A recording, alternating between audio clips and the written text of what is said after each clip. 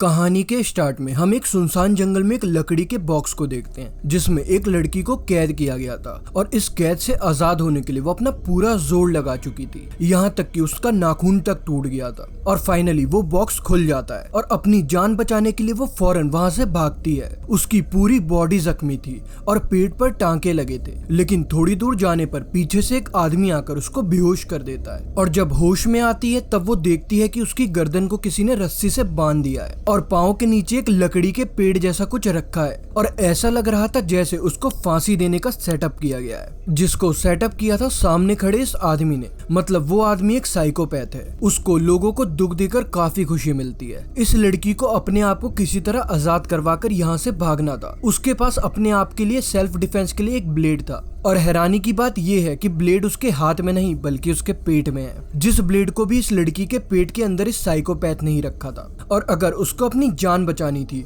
तो थोड़ा दर्द उसको सहना था और लड़की बहुत मुश्किल से दर्द बर्दाश्त करते हुए अपने पेट के टांके खोलकर अपने पेट में से ब्लेड निकालने की कोशिश में लग जाती है, जो करते हुए उसकी सारी आंतें बाहर निकल चुकी थी। जिस ब्लेड को निकालने के बाद लड़की अपने गले की रस्सी काट कर अपने आप को आजाद करती है और थोड़ी ही देर बाद वो साइकोपैथ उसके पास आकर पूछता है कि क्या ये खेल मेरे साथ तुम आगे कंटिन्यू रखना चाहोगी। आगे वो उसको कितना दर्द और टॉर्चर देगा ये सोचकर वो लड़की उसको ना में जवाब देते हुए खुद ही साइकोपैथ की गन जो कि उसने उसके सर पर रखी थी उससे ही अपने आप को शूट कर लेती है। सीन कट होकर हमें एक होप नाम की लड़की दिखाई जाती है जो अपनी बेटी के पास बैठी थी और अगले ही सीन में हम होप को उसी लकड़ी के बॉक्स में देख रहे थे जिसमें से पहले एक लड़की निकल कर भागी थी। और होप भी ठीक उसी लड़की की तरह बहुत ज्यादा जख्मी है। उसके पेट में भी टांके लगे हैं जहाँ से बहुत ज्यादा ब्लीडिंग हो रही थी, जहाँ हमें पता लगता है कि इस आदमी ने होप को उसके घर से ही किडनैप कर लिया था। और होप ने भी इस बॉक्स से निकलने की काफी कोशिश की लेकिन वो नाकामयाब रही। और जब ये बात साइकोपैथ को पता लगी तो उसने खुद ही उसके बॉक्स को खोल दिया और होप बॉक्स से बाहर आई, मगर वो साइकोपैथ उसके सामने नहीं आया। और बाहर निकलते ही होप को जिसका सबसे पहले ख्याल आया वो थी उसकी बेटी और उसको ढूंढने के लिए वो जंगल में भागती है जहाँ पर उसको अपनी बेटी का टेडी मिलता है और ना जाने उसको क्या हो गया होगा। यही ख्याल होप के दिमाग में बार बार आ रहा था जिसकी वजह से वो बहुत रो रही थी। और अचानक पीछे से साइकोपैथ आकर उसके सर पर डंडा मारकर उसको बेहोश कर देता है। और जब होप को होश आया तो वो भी पहली लड़की की तरह पेड़ से बंधी हुई, उसके नीचे भी एक लकड़ी यानी कि पूरा फांसी वाला सेटअप। और वो दूसरे पेड़ पर एक लड़की को भी देखती है जो मरी हुई थी। जाहिर सी बात है अपने आप को आजाद करवाने की वजह से वो मारी गई। होप ने काफी देर तक कुछ नहीं किया, इसलिए साइकोपैथ यहाँ आकर उसे एक लकड़ी देता है। अब होप समझ चुकी थी कि उसको अपने पेट को काट कर उसके अंदर रखे हुए ब्लेड को बाहर निकालना है। वो अपने लिए तो ये काम नहीं करती लेकिन उसको यहाँ से निकलकर अपनी बेटी को बचाना था। और ये बात सोचकर वो सारा दर्द सहते हुए लकड़ी से अपने पेट के टांके काट कर ब्लेड को बाहर निकालती है और फिर अपनी रस्सी को काट कर अपने आप को आजाद कराती है। और इस वक्त साइकोपैथ उसके पास आता है और पहली वाली लड़की वाला सवाल पूछता है कि क्या तुम मेरे साथ ये गेम आगे कंटिन्यू रखना चाहोगी। और अपनी बेटी के लिए वो बिना कुछ सोचे समझे इस साइकोपैथ को हाँ कर देती है। और ये सुनते ही साइकोपैथ दोबारा से होप के पेट को सील देता है और उसको घसीटते हुए अपने कैंप में ले आया। होप बेहोश हो चुकी थी और जब उसे होश आया तो उसके पैर बंधे हुए थे। और जब साइकोपैथ उसको पानी देता है तो वो जानवरों की तरह उसको पी जाती है, क्योंकि पिछले 5 दिन से उसने कुछ भी खाया या पिया नहीं था। लेकिन वो फिर भी साइकोपैथ से अपनी बेटी के बारे में पूछती है, जिसके जवाब में गुस्से में साइकोपैथ उसकी तरफ देखता है कि आइंदा कभी अपनी बेटी का नाम ना ले लेना, तुम्हारी फैमिली सिर्फ मैं हूँ। जो सुनकर होप बेचैन हो जाती है और वो साइकोपैथ से भीख मांगने लगती है कि प्लीज मुझे छोड़ दो, मुझे मेरी बेटी के पास जाने दो। ये सुनकर साइकोपैथ गुस्से में आकर उसको बहुत मारता है और कहता है कि आज से तुम्हारा कोई नाम भी नहीं है। जिसके बाद उसने होप को खाने के लिए आलू दिए और खुद जाकर अपने कैंप में सो गया। और होप भी जमीन पर पड़े हुए सो गई। और अगली सुबह साइकोपैथ की उसकी तरफ बर्तन गिरते हुए उसकी आंख खुलती है जो उसे कह रहा था कि मेरे आने से पहले तुम इन सारे बर्तनों को धो देना। होप चुपचाप काम करने में लग जाती है और इसी वक्त उसको सामने पेड़ से बंधा हुआ एक चाकू नजर आता है और इस चाकू की मदद से वो बड़े आराम से अपने आप को आजाद करवा सकती थी और साइकोपैथ से भी लड़ सकती थी।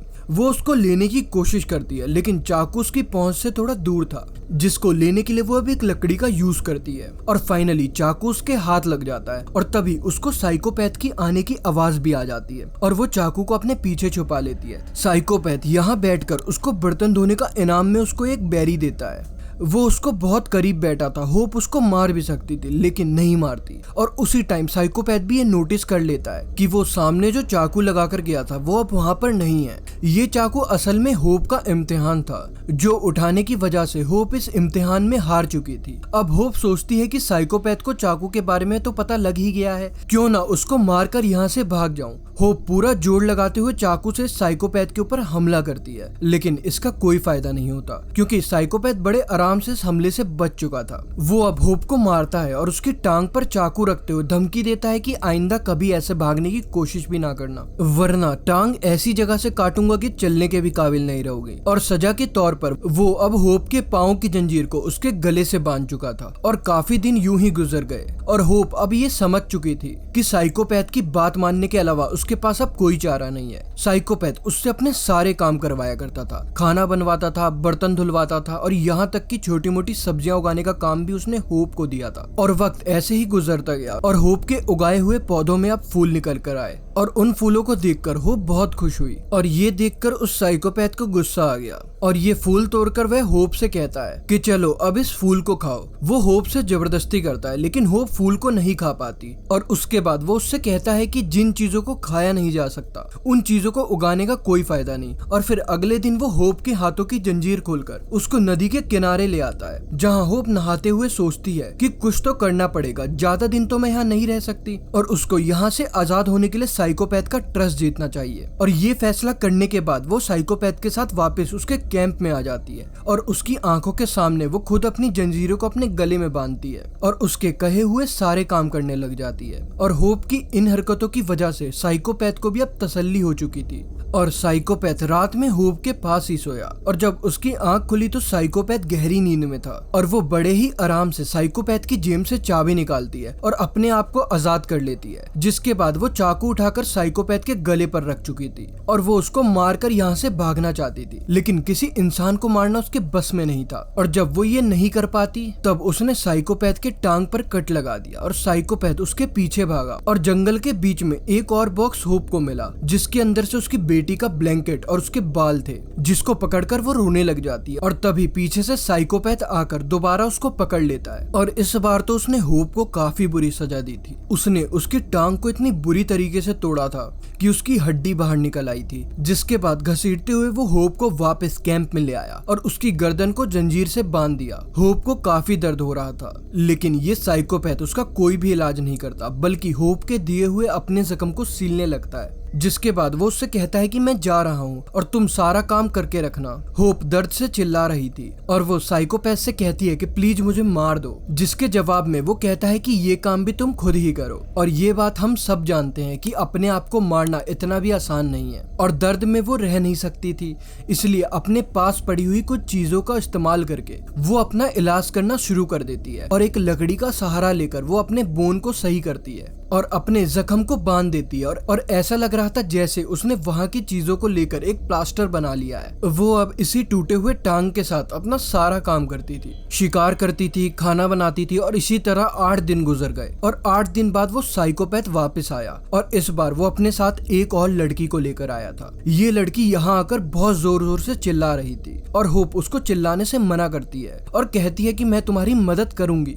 लेकिन बस तुम ज्यादा चिल्लाओ नहीं। लेकिन ये लड़की होप की कोई बात नहीं सुनती और गुस्से में आकर साइकोपैथ इसकी जुबान निकाल कर फेंक देता है और गुस्से में आकर साइकोपैथ इसकी जुबान काट कर फेंक देता है और खून उसके मुंह से बड़ी तेजी से बाहर निकल रहा था, लेकिन चिल्लाना उसने अभी भी बंद नहीं किया था। और अब साइकोपैथ होप को काम देता है कि इस नई लड़की को भी अपने जैसा बनाओ और इस लड़की को भी सारे काम सिखाए। साइकोपैथ अब इस नई लड़की के लिए भी वही चाकू वाला टेस्ट रखता है और जाहिर सी बात है अगर वो लड़की चाकू उठा लेती तो उसको बहुत बड़ी सजा मिलती। होप इस लड़की को समझाती है कि उस चाकू को लेने की कोशिश नहीं करो, वो एक ट्रैप है। और इस बार वो होप की बात सुनने की वजह से एक बहुत बड़ी सजा से बच जाती है। और अब हम देखते हैं कि होप एक गार्डन में दोबारा से फूल उगाती है, जिसे साइकोपैथ जब दोबारा से तोड़ने की कोशिश करता है तो इस बार होप उसको साफ मना कर देती है। और यहाँ हम नोटिस करते हैं कि साइकोपैथ अब होप की बात मानने लगा था, ऐसे जैसे उसने होप को अपना फैमिली मेंबर मान लिया हो। वो होप को अपने ही जैसा अच्छा खाना देता था, लेकिन उस लड़की को नहीं,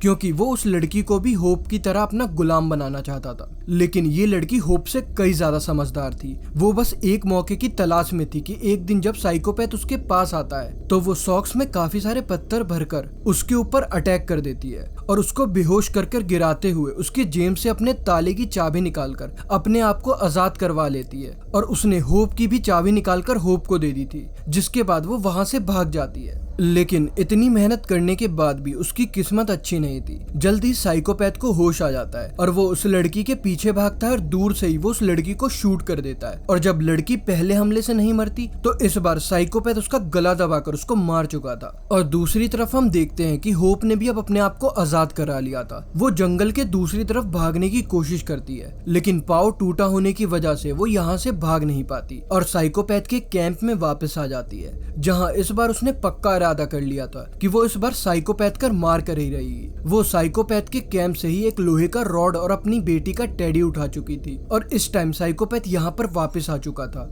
और उसकी हालत अब काफी अजीब लग रही थी। वो यहाँ पर खुद ही होप से कहता है कि तुम मुझे मार दो, और होप पहले से ही साइकोपैथ पर बहुत ज्यादा गुस्सा थी और इस बार वो उस पर कोई रहम नहीं दिखाती और बहुत बेरहमी से बार बार लोहे की रॉड से उसके सर पे मार मार कर उसको खत्म कर देती है। और साइकोपैथ ने अपने अंतिम वर्ड में ये कहा था कि जंगल की दूसरी तरफ मत जाना, वहां खतरा है। पर होप, जिसने इतने साल साइकोपैथ की गुलामी की थी, उसके मरने के बाद उस साइकोपैथ की बात मानने का कोई इरादा नहीं था और वो अपनी बेटी का टेडी लेकर जंगल के उसी तरफ निकल जाती है जहां साइकोपैथ ने उसको जाने को मना किया था। जहां आकर उसे एक हट मिलता है। वो जल्दी से इस हट के अंदर जाती है और अंदर देखने पर उसे यहाँ पर अपनी बेटी मिल चुकी थी और वो बिना कुछ सोचे समझे इस हट का दरवाजा खोल देती है। और उसके मन में ये बात तक नहीं आती कि साइकोपैथ ने उसको यहाँ पर एक खतरे के बारे में बताया था। और वो जैसे ही वो दरवाजा खोलती है, यहाँ पर एक छोटा सा धमाका होता है, जहां हमें पता लगता है कि दरवाजा दरअसल एक ट्रैप था